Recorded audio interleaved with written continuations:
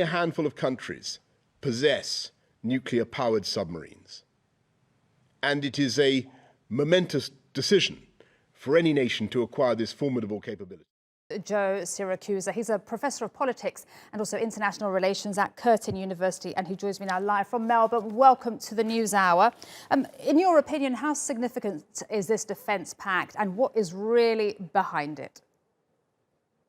Thank you. Look, this is a big deal. Australians awoke this morning to find out they were going to build nuclear-powered submarines. This is all news to Australians. This is a decision by the Morrison government to get ever closer to the United States. And let's not forget here in this analysis how important it is for Boris Johnson to initiate Britain's global diplomacy in this part of the world. Johnson had no place to sit, so he sits now in this triple security arrangement, which is very comforting to Australians. And Australia, of course, was going to order about a dozen conventional submarines from the French. This is now off the table. So this is an important upgrade of Australian security. It's an important upgrade of Britain's involvement in this part of the world. And Australia has now made a choice.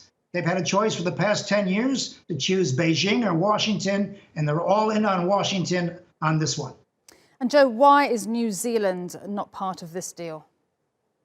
Well, in 1980, New Zealand was very angry with the French for all of its nuclear testing, and they couldn't do anything about it. So they banned all nuclear-powered ships and nuclear-armed ships from entering New Zealand waters. And in 1980, President Reagan threw them out of the ANZUS alliance and shut them out. So the traditional ANZUS alliance, which included New Zealand, it is a result of New Zealand not wanting any of these kinds of ships in their waters. They're very culturally sensitive to it. So New Zealand's out in the cold, as a matter of fact.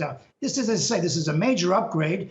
By the way, America is going to provide this technology, the nuclear technology, only the third time they've done so, or second time, once to Britain and now to Australia. But the Australians have to build these boats, and they're going to be built in Australia with American technology. And it's going to be a combination of engineers and scientists and other people working on this. They're going to look at the problem for 18 months before they decide how to go forward. But Australia is now in the nuclear business. And of course, the big concern down the road is that once these submarines start prowling waters near China, Chinese aren't going to believe that these missiles don't have nuclear warheads, because they count them all the same. So that's going to be another problem. Let's talk a bit more about that, Joe. Sorry to interrupt, because as you're talking there, I think maybe a lot of our viewers are hearing the word nuclear submarines. And just to be clear, these are not nuclear armed, are they?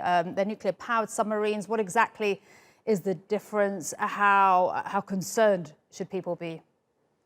Well, you see, what they're trying to say is that while these are nuclear-propelled submarines, they're going to have conventional warheads on the missiles. Up till now, all nuclear submarines have carried nuclear-tipped missiles. That's how they do the calculation, and it's just a short step away. Now, the Chinese are never going to believe that the missiles aboard these ships aren't nuclear-tipped, so they're going to treat them accordingly, as a matter of fact. And Australia is allergic to nuclear weapons and the like. There's a big taboo here about uranium and things like that. So Australia's playing a very interesting game right now. It's getting in bed with the Americans and the British in nuclear-propelled submarines, which the Chinese are going to assume have nuclear-tipped missiles. So Australia is in a whole new ballgame.